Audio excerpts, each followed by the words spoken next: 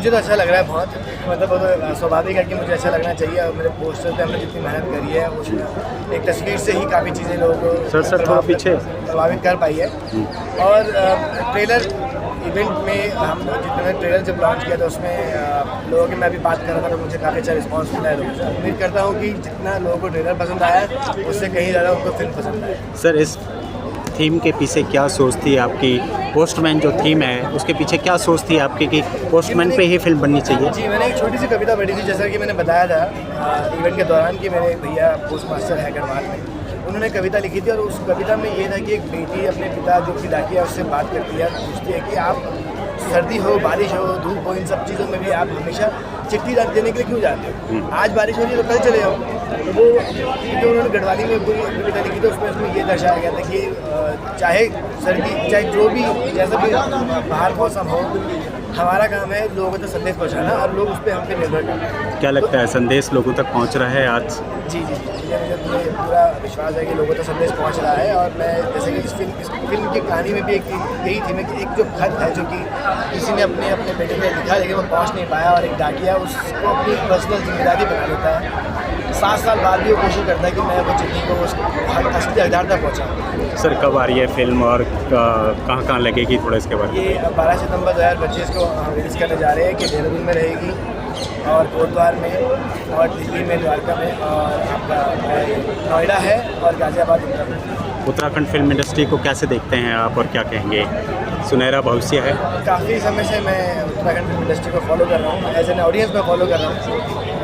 2004 में हमने CD जब फिल्में बनती थी CD वाली, उसमें काम किया था। छोटी उम्र में सीख रहे थे कि क्या क्या चीज़ें उस समय कमी नज़र आई थी। इस दौरान जो 15-20 साल का जो मेरा सफ़र रहा है, आज मेरी पहली फिल्म एज ए डायरेक्टर पहली फिल्म रिलीज़ हो रही है, तो उस दौरान मुझे लगा कि बीच में काफ़ी ऐसी फिल्में आई जिन्होंने बहुत कुछ बदलने की कोशिश करी, चाहे तकनीकी रूप से हो चाहे वो कहानी के रूप से हो। और अब लोग अभिनय पे भी बहुत काम कर रहे हैं, अभिनय भी लोग उसमें काफ़ी ज़्यादा सुधार को देखने को मिला। और एज ऑडियंस मुझे लगा कि काफ़ी इंगेजिंग स्टोरी अब एक आर्क बनाया जा रहा है कि लोग ऑडियंस आए, सहयोग भी ऑडियंस से लोगों को मिल रहा है। सर क्या संदेश देना चाहेंगे सभी को, क्योंकि 12 तारीख को फिल्म आ रही है आपकी, तो क्या संदेश देना चाहेंगे दर्शकों को, क्या कहना चाहेंगे? मैं सभी लोगों से अनुरोध करूँगा कि आप 12 सितंबर को जितनी ज़्यादा तादाद में आए, सिर्फ 12 सितंबर को नहीं, 12, 13, 14, 15, 16 आप पूरे हफ्ते आए ताकि लगे कि हाँ 7 दिन हाउसफुल है।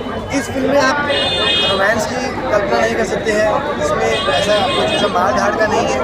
ये एक ऐसी कहानी है जो किसी भी इंसान के साथ आप रिलेट कर सकते हैं, कनेक्ट कर सकते हैं। तो इसमें एक पिता और पुत्र की कहानी है, स्वाभाविक है सबके अपने पिता होता है, उनके साथ रिलेशनशिप में ह्यूमन खटास होती है, तो आप उसको कैसे डील करेंगे, ये कहानी उस चीज़ की जैसे मुझे किसी ने, यानी हम उम्मीद कर सकते हैं कि आगे भी आप उत्तराखंड टच की फिल्में बनाते रहेंगे। उत्तराखंड से जो है आप देखिए मैं हालांकि मैं 17-18 साल से इस लाइन में ही अलग-अलग में डॉक्यूमेंट्री वगैरह बनाई है।